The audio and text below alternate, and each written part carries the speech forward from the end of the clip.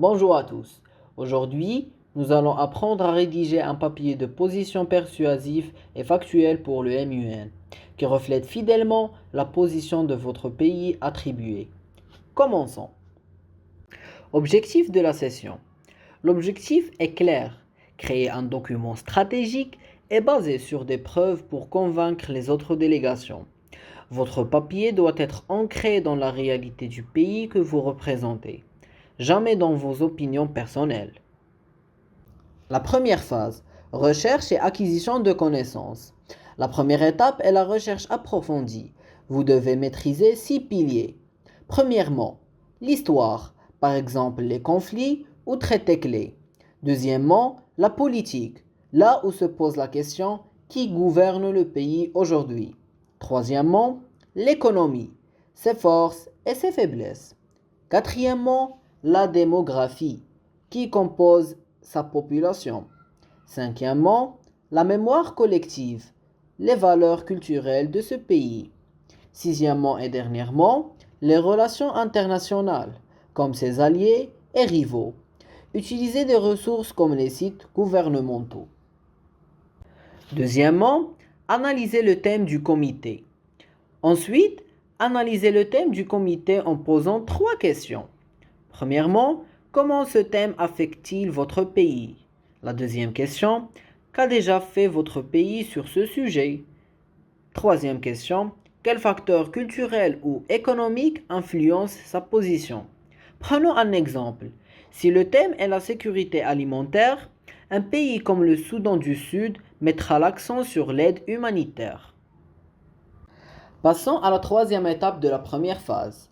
Examinez les résolutions existantes. Consultez les résolutions existantes de l'ONU.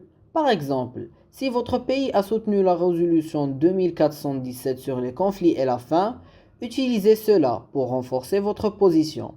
La bibliothèque numérique de l'ONU sera votre meilleur allié. Passons à la deuxième phase. La rédaction. Votre papier doit avoir 3 parties. Premièrement, une introduction percutante avec un fait marquant. Deuxièmement, un développement structuré où il contient l'analyse, le critique et des preuves. Troisièmement, une conclusion avec des recommandations réalistes. Analysons maintenant de près la structure du papier de position. Comme on avait dit, la première étape est l'introduction. Cette introduction de votre papier de position doit capter l'attention du lecteur dès les premières lignes. Contextualiser l'importance du sujet en utilisant des statistiques ou des citations de rapports de l'ONU.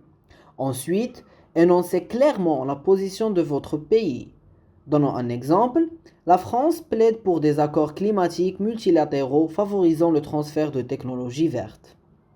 Une introduction concise et percutante donnera le temps à l'ensemble de votre document.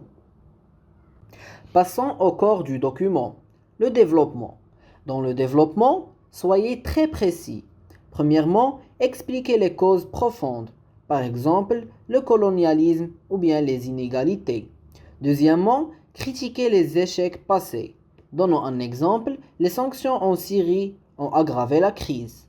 Troisièmement, citez des données ou des déclarations de dirigeants. Passons maintenant à la dernière partie de votre papier, la conclusion.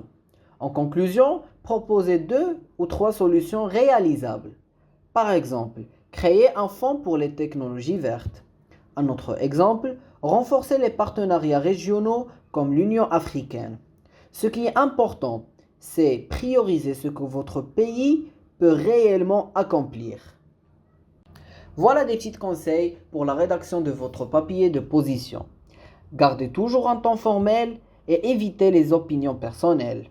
Aussi, n'oubliez pas de citer vos sources, les résolutions ou bien les rapports de l'ONU. Soyez concis, un papier de position dépasse rarement une page.